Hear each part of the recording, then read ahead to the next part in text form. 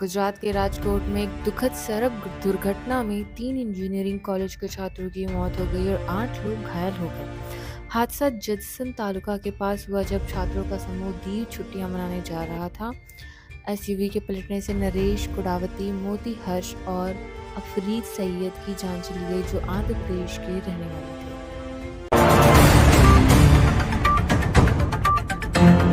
भारत और अमेरिका के संबंधों में सुधार की संभावना दिख रही है, खासकर पीएम मोदी के लिए राष्ट्रपति ट्रंप के ट्वीट के बाद। अमेरिकी मीडिया में टैरिफ नीतियों की आलोचना के कारण ट्रंप पर दबाव था।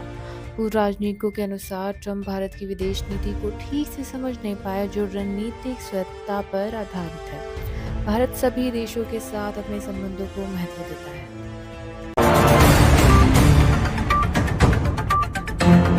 7 सितंबर को भारत में इस साल का सबसे लंबा चंद्र ग्रहण दिखाई देगा। ये भारत के अधिकांश हिस्सों में दिखाई देगा। रात करीब 8:58 बजे शुरू होगा, 11:42 बजे यह अपने चरम पर होगा। इस दौरान ब्लड मून देखने को मिलेगा।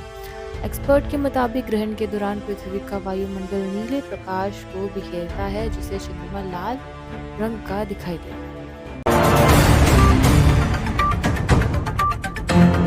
प्रधानमंत्री नरेंद्र मोदी और फ्रांसीसी राष्ट्रपति इमैनुअल मैक्रोन ने फोन पर बात की, जिसमें रूस यूक्रेन युद्ध जैसे कई महत्वपूर्ण मुद्दों पर चर्चा हुई। पीएम मोदी ने एक्स पर कहा कि राष्ट्रपति मैक्रोन के साथ उनकी बहुत अच्छी बातचीत हुई है। द्विपक्षीय सहयोग की प्रगति की समीक्षा की गई। उन्होंने यूक्रेन में संघर्ष को शीघ्र समाप्त करने के प्रयासों पर भी विचारों का आदान प्रदान किया।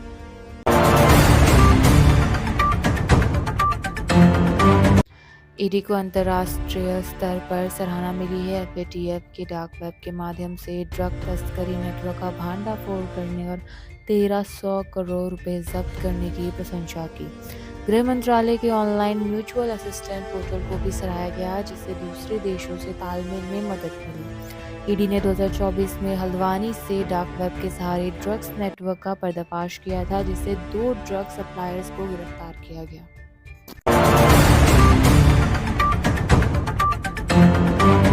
चेन्नई स्थित ऑफिसर्स ट्रेनिंग अकादमी में 25 महिलाओं समेत 155 ऑफिसर कैडेट को कमीशन मिला। लेफ्टिनेंट पारुल धड़वाल सेना आयुक्त कोर में शामिल हुई, जो अपने सैन्य परिवार की 5वीं पीढ़ी की पहली महिला अधिकारी हैं। उन्हें राष्ट्रपति स्वर्ण पदक से सम्मानित किया गया। होशियारपुर जिले के जनौरी गांव की पारुल के परिवार की सैन्य परंपरा उनके परदादा से चली आ रही है।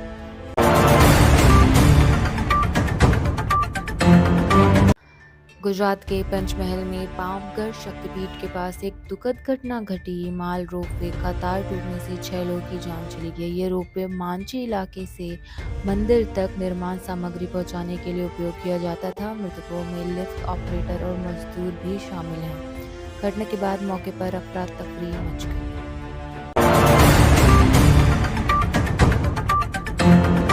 मुंबई पुलिस ने तेलंगाना के चेरलापल्ली औद्योगिक क्षेत्र में वाग्देवी लैब्स नामक एक केमिकल फैक्ट्री पर छापा मारा। इस कार्रवाई में 12 लोगों को गिरफ्तार किया गया, जिसमें एक विदेशी नागरिक भी शामिल है। पुलिस ने 12,000 करोड़ रुपए की एमडी ड्रग्स जब्त की। ये फैक्ट्री मेफेड्रोन नामक नशीले पदार्थ का उत्पादन कर रही थी।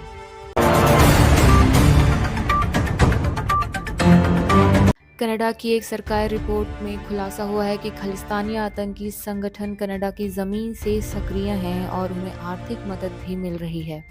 कनाडा के वित्त मंत्रालय की रिपोर्ट के अनुसार बब्बर खालसा इंटरनेशनल और सिक्स फॉर जस्टिस जैसे संगठन कनाडा में पैसा जुटा रहे हैं। इन संगठनों को दान के अलावा नशीले पदार्थ के धंधे जैसे अपराधों से भी पैसा मिल रहा है।